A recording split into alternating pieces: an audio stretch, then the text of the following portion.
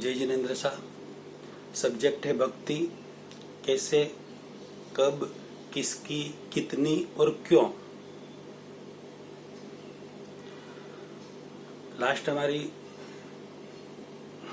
Video में जो बात हो रही थी कि हमें वर्तमान तीर्थंकर श्री सिमंदर स्वामी आदि जो 20 तीर्थंकर है उनकी भक्ति ज्यादा से ज्यादा करनी चाहिए, ताकि हमें करोड़ों करोड़ों देवी देवताओं का एक साथ आशीर्वाद मिले। अभी जैसे भैरव भक्ति एक नाम चलता है, दूसरा नाम चलता है भिक्षु भक्ति, या और संप्रदाय में और भी कुछ नाम चलते होंगे, तो उन सब की जगह नए सिरे से एक नाम प्रचलित होना चाहिए, अरिहंत भक्ति या तीर्थंकरों की भक्ति। अरिहंतों की भक्ति या तीर्थंकरों की भक्ति, इन दोनों में से कोई भी एक नाम आगे जबरदस्त इसका प्रचार प्रसार होना चाहिए।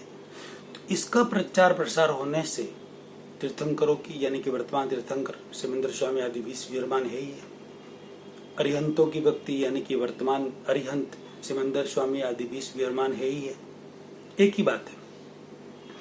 तो जो मैंने बात कही कि नियम से 1 करोड़ देवी देवता एक एक तीर्थंकर की सेवा में हाजिर रहते हैं। इसके अलावा तो बहुत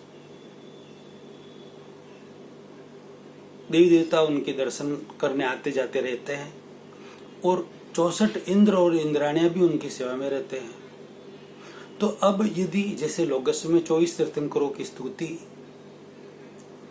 है, उसी तरह ऐसा कोई हिंदी में व्यवस्थित कोई अच्छी गीतिका बने, अच्छा कोई कुछ हमारे चारित्रात्मक महान पंडित है, बहुत ज्ञानवान है, वो बहुत अच्छी अच्छी गीतिका वगैरह बना सकते हैं। तो ऐसी कोई अच्छी और अच्छी राग वाली जो दिल को झंकृत कर दे, वैसी गीतिका 20 विहरमान को उसमें सम्मिलित करे, 20 तीर्थंकर को उसमें सम्मिलित करे, और वैसी कोई गीतिका बनाए। एक ने अनेक गीतिकाएं ऐसी बनाए, अलग अलग राग की और अलग अच्छी तरह से गा सके वैसी। अब उनकी जो भक्ति होती है वो गीत गाकर, स्तवन गाकर, उनकी ढालें गाकर, तो एक साथ हम 20 तीर्थंकरों की भक्ति कर रहे हैं। 20 अरिहंत भगवान की साक्षात हाजरा हजूर जो विराज रहे उनकी भक्ति कर रहे हैं। तो कितने देवी देवताओं का हमें आशीर्वाद प्राप्त होगा पता है आपको? कम से कम 20 करोड़ देवी देवता, 64 इंद्र और इंद्राणियों के साथ 20 करोड़ देवी देवता, कम से कम। ज्यादा तो पता नहीं, क्योंकि 20 जो अभी वर्तमान तीर्थंकर है हाजरा हजूर, उनकी सेवा में तो करोड़ों देवी देवता कायम हाजिर ही रहते हैं, मतलब आते जाते रहते हैं, हाजिर तो करोड़ रहते हैं। तो उन सब का आशीर्वाद हमें प्राप्त होगा। कैसे होगा उन सब का आशीर्वाद प्राप्त? क्योंकि वो जो सब देवी देवता है वो उनकी मतलब दिल से भक्ति करते हैं, उनकी सेवा में रहते हैं।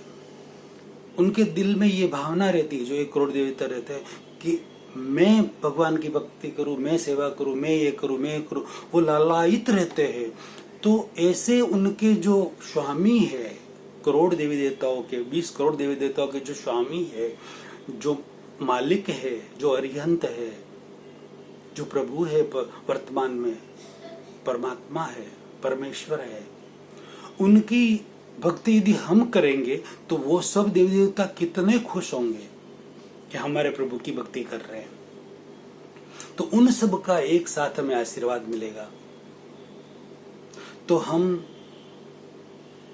बनिए बनाए हैं, और बनिए कम से कम समय में ज्यादा से ज्यादा प्रॉफिट कैसे हो वैसा तो करेगा ही, खोट तो खाएगा नहीं।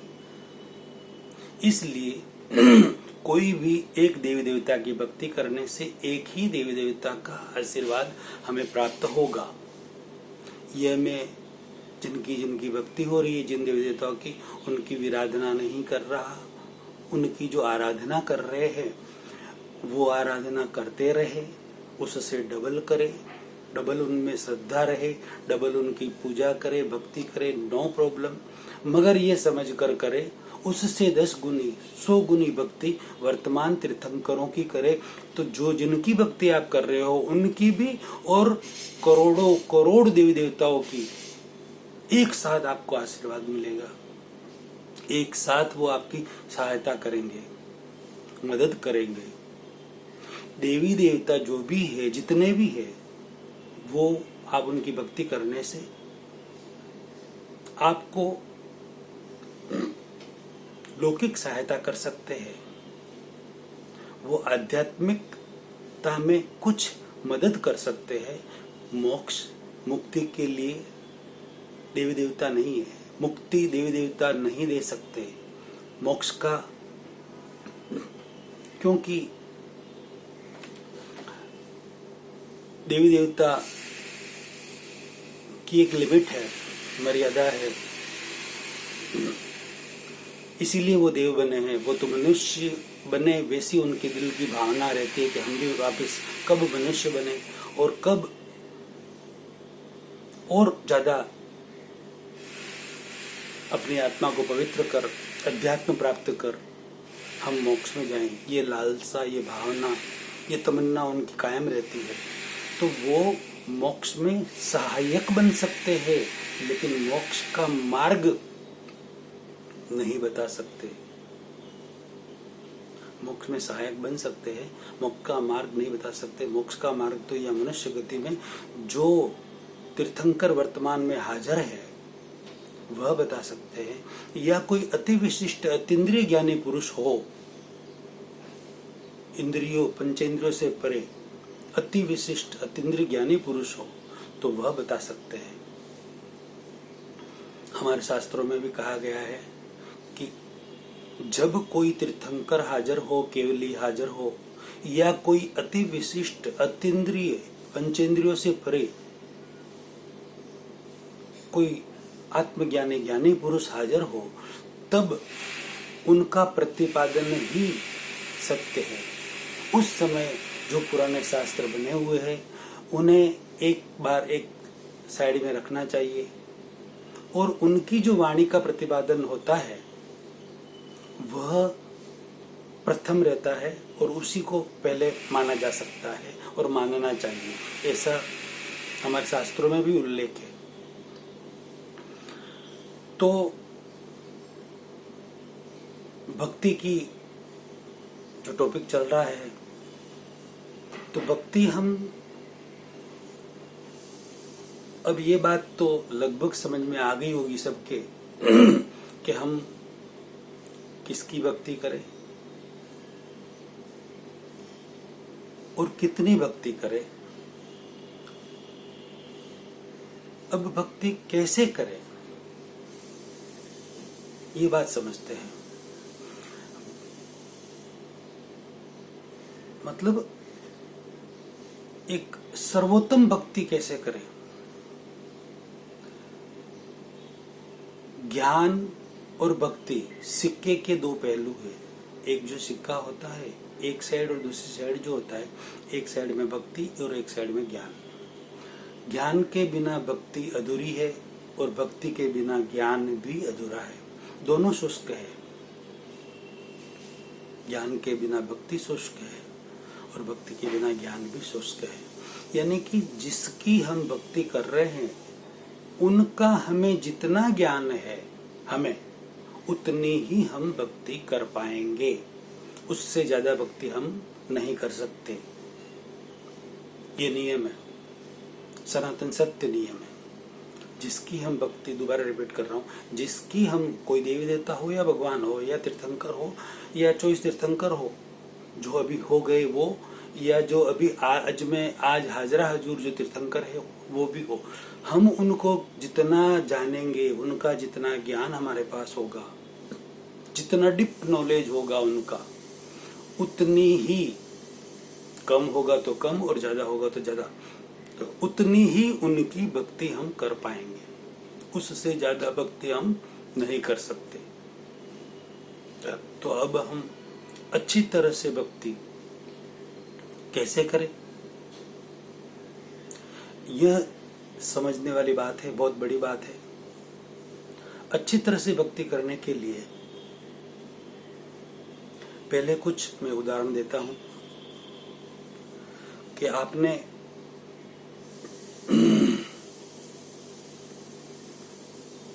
भक्त शिरोमणि नरसिंह मेहता जो गुजरात में हो गए, कृष्ण भगवान की वो के अनन्य भक्त थे, उच्च कोटि के भक्त थे। पूरी जिंदगी भर उन्होंने कृष्ण भगवान की भक्ति की। जब वो भक्ति करते थे तो उनको और कुछ दिखता नहीं था, मतलब इतने तल्लीन तन्मय हो जाते थे वो, जिसकी कोई लिमिट नहीं, यानी कि बहुत ही उच्च कोटि के भक्तों में उनकी गिनती है। वैसी की वैसी गिनती मीराबाई की भी है, उच्च कोटि की भक्ति, वो भी कृष्ण भगवान की उच्च कोटि की महान भक्त थी, चित्तौड़गढ़ राजस्थान में। तो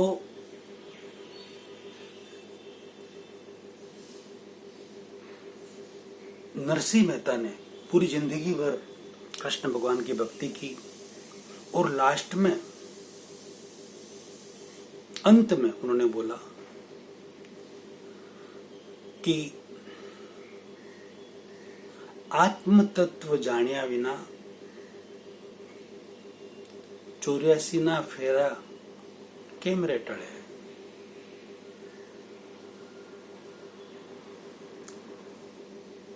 ये कहा था मीराबाई ने, और नरसिंह मेहता ने कहा था कि जब आत्म तत्व चिन्हियों ने त्या लगी 84 ना फेरा केम रे टळे। आत्म तत्व चिन्हियों नहीं त्या लगी 84 ना फेरा केम रे टळे, यानी कि आत्मा नहीं जाना। लास्ट में उन्होंने कहा नरसिंह मेहता ने, आत्म तत्व नहीं जाना तब तक हम 84 के चक्कर में से बाहर नहीं निकल सकते। मीराबाई ने भी कहा कि आत्मा जाने बिना 84 फेरा केम रे टळे। आत्मा को जाने बिना ये 84 के फेरे जो है, चक्कर है, संसार का जो चक्र है, वह टल नहीं सकता। यानी कि इतने महान भक्त होने के बाद भी उन्होंने लास्ट में ये शब्द कहे कि हमारी भक्ति अधूरी है। क्या बोला उन्होंने? हमारी भक्ति अधूरी है, पूरी नहीं हुई, क्योंकि हमने अभी तक आत्मा को नहीं जाना, और आत्मा को जाने बिना ये संसार चक्र नहीं मिट सकता, किसी भी हालत में नहीं मिट सकता। यानी कि जो पूरी जिंदगी भर उन्होंने भक्ति की, उस पर उन्होंने चौकड़ी लगा दी। यानी कि भक्ति हमारी की अधूरी है, उन्होंने खुद ने मंजूर किया, अंगीकार किया, स्वीकार किया कि आत्मा के बिना हमारी भक्ति अधूरी है। मतलब आत्मज्ञान के बिना हमारी भक्ति अधूरी है। पहले ही मैंने कहा था कि ज्ञान के बिना भक्ति और भक्ति के बिना ज्ञान दोनों एक दूसरे के पूरक है, और दोनों एक दूसरे के बिना अधूरे हैं। ऐसे ही नाम आपने सुना होगा, कलकत्ता में महर्षि रामकृष्ण परमहंस बहुत बड़े संत हो गए। उनके शिष्य स्वामी विवेकानंद थे। वह रामकृष्ण परमहंस महाकाली की भक्ति करते थे। यानी कि इतनी उच्च कोटि की वो भक्ति करते थे कि महाकाली माता जी से वो साक्षात बात करते थे, डेली बात करते थे। इतनी भक्ति में वो तल्लीन रहते थे। यानी कि माँ ने उन्हें, महाकाली ने साक्षात उनको दर्शन दे दिए, और बार बार दर्शन माँ देती थी, और उन्हें आशीर्वाद देती थी। उनकी बहुत अलग स्टोरी है, उसमें मैं जाऊंगा तो काफी समय लग जाएगा। मैं सिर्फ अभी भक्ति की ही बात कर रहा हूँ। एक दिन की बात थी, तो महाकाली माता जी ने आकर बोला उन्हें, रामकृष्ण परमहंस जी को, महर्षि रामकृष्ण परमहंस जी को, कि बेटे अब तू आगे बढ़। क्या बोला? बेटा तू अब आगे बढ़ और आगे बढ़। कि माँ कैसे बढ़ूं? कि मैं तो बस आपके दर्शन कर लिए, आपसे मैं रोज बात करता हूं, इतना मैं आगे बढ़ चुका हूं, अब मुझे कहां जाना है? कि नहीं बेटा, ये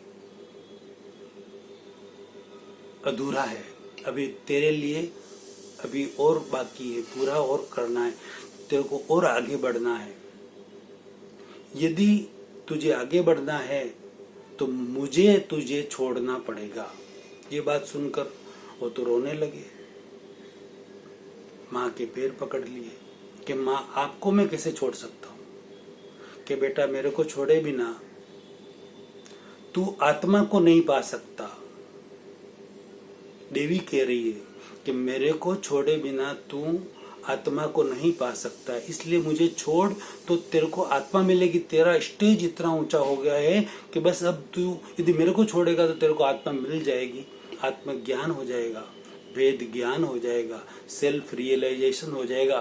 कहने का मतलब आत्मा भिन्न और शरीर भिन्न की जबरदस्त अनुभूति हो जाएगी बेटा तुझे। तू मुझे छोड़। बार बार माँ के कहने पर भी, महाकाली माता जी के कहने पर भी महर्षि रामकृष्ण परमहंस ने माता जी को नहीं छोड़ा, उनकी भक्ति नहीं छोड़ी। माता जी ने बोला मेरी भक्ति भी छोड़, मुझे भी छोड़, तो ही तू आगे बढ़ पाएगा, बाकी नहीं बढ़ पाएगा। ये रियल स्टोरी है, अभी हुआ है, 100 साल पहले की बात है, 100-125 साल पहले की बात है। वो बोले मैंने जिंदगी भर माँ आपकी भक्ति की, मैं आपको नहीं छोड़ सकता, किसी भी हालत में नहीं छोड़ सकता। उन्होंने नहीं छोड़ा तो आत्मा को नहीं पाया। ऐसे श्रीमद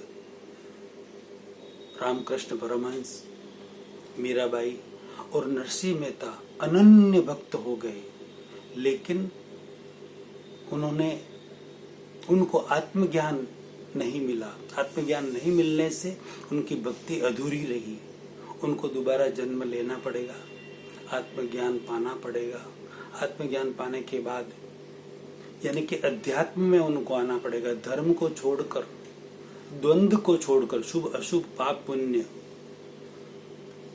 को छोड़कर, उनसे परे, द्वंद्व को छोड़कर द्वंद्वातीत अवस्था में, द्वंद्व रहित अवस्था में, उसमें अध्यात्म में आना पड़ेगा। तब जाके उन्हें आत्मा प्राप्त होगी, और आत्मा प्राप्त करने के बाद ही भक्ति पूरी हो सकती है। उसके बिना भक्ति अधूरी ही रहती है। हमें आत्मज्ञान नहीं होगा तब तक हमारी भक्ति अधूरी ही रहेगी। अब आत्मज्ञान कैसे हो सकता है?